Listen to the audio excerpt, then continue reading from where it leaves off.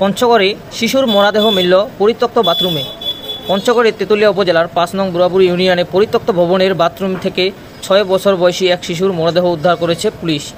নিহত শিশুটি বুড়াবুড়ি ইউনিয়নের শিলাইকুঠি গ্রামের বিদ্যুৎ মিস্ত্রি আশরাফুল ইসলামের ছেলে আল হাবিব। বিকেলে খেলতে বের হয়ে আর ফেরেনি সে। অনেক খোঁজাখুঁজির পর রাতের বেলায় ইউনিয়ন পরিষদের টয়লেটে তার মরদেহ পড়ে থাকতে দেখে স্থানীয়রা। মরদেহের গলায় ছিল নিজের শার্ট পেঁচানো, মাথায় দেখা গেছে আঘাতের চিহ্ন। পুলিশ বলছে এটি একটি পরিকল্পিত হত্যাকাণ্ড হতে পারে।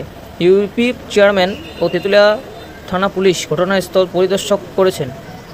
মরদেহ ময়নাতদন্তের জন্য পাঠানো হয়েছে। এ ঘটনায় এলাকায় নেমে এসেছে শোকের ছায়া। স্থানীয়রা দোষীদের দ্রুত গ্রেফতার ও দৃষ্টান্তমূলক শাস্তির দাবি জানিয়েছেন। লাশ আমরা দেখতে চাই না, আমরা এটার সঠিক তদন্ত এবং যত তাড়াতাড়ি সম্ভব এটার আমরা বিচার চাই এবং এই খুনিকে বিচারের আওতায়। বাংলাদেশ জাতীয়তাবাদী কৃষক দলের পক্ষ থেকে যে অপরাধী হোক না কেন সর্বোচ্চ শাস্তি তার মৃত্যুদণ্ড চাই। ইউনিয়ন পরিষদের পিছনের পরিত্যক্ত বিল্ডিংয়ে বাচ্চাটির মৃতদেহ পাওয়ার পর স্থানীয় লোকজন এবং গ্রাম পুলিশ আমাদেরকে খবর দেয়। পুলিশকে আমরা খবর দিই, দিয়ে কিভাবে মারা গেল তার বাবা মা স্থানীয় লোকজনের সাথে কথাবার্তা চলতেছে।